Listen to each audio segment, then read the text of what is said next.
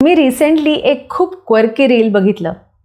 परदेशात शिकणारी मुलगी आपल्या आईवडिलांना मेसेज करते, आई बाबा, मला रोड ॲक्सिडेंटमध्ये मल्टिपल फ्रॅक्चर झाले आहेत. ज्या मुलांनी माझी काळजी घेतली त्याच्या मी प्रेमात पडली आहे आणि आम्ही लग्न करतोय कारण मी प्रेग्नंट आहे.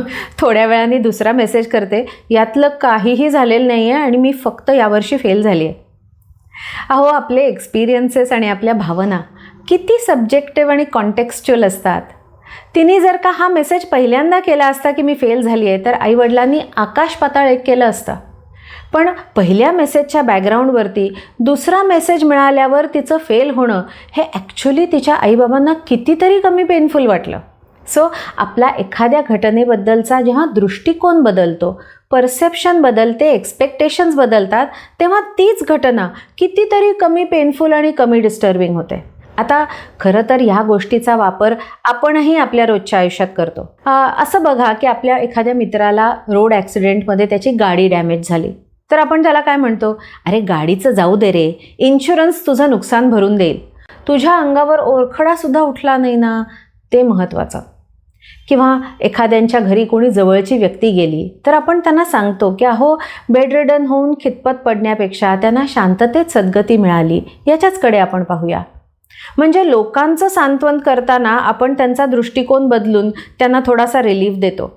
पण आपल्या बाबतीत मात्र हे आपल्या अजिबात लक्षात येत नाही. आपल्या मुलाला कमी मार्क मिळाले म्हणून आपण त्याला वेडं वाकडं बोलतो.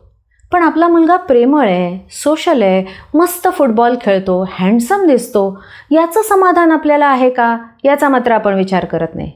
आणि मग शेजारच्यांच्या मुलाला इंजिनिअरिंगमध्ये 2दा फेलियर आलं म्हणून त्यांनी सुसाईड अटेम्प्ट केली, हे ऐकल्यानंतर मात्र आपण अचानक जागे होतो आणि आपल्या मुलाला सांगतो की बाबा रे, आम्ही तुझ्याबरोबर खुश आहोत बरं का, तू काही काळजी करू नकोस. आपला नवरा घरात मदत करत नाही म्हणून बायकोला प्रचंड राग येत असतो.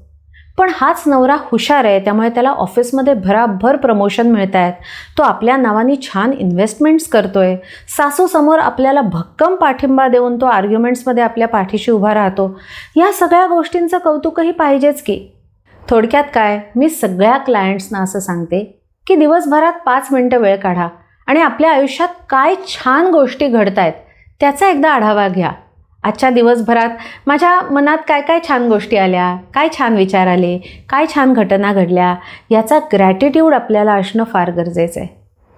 या सगळ्या गोष्टींमुळे एकतर आपलं लक्ष जास्त पॉझिटिव्ह गोष्टींकडे राहील आणि निगेटिव्ह गोष्टींबद्दल डिस्करेज होण्यापेक्षा चांगल्या गोष्टींबद्दल आपल्या मनात नेहमी कृतज्ञता राहील.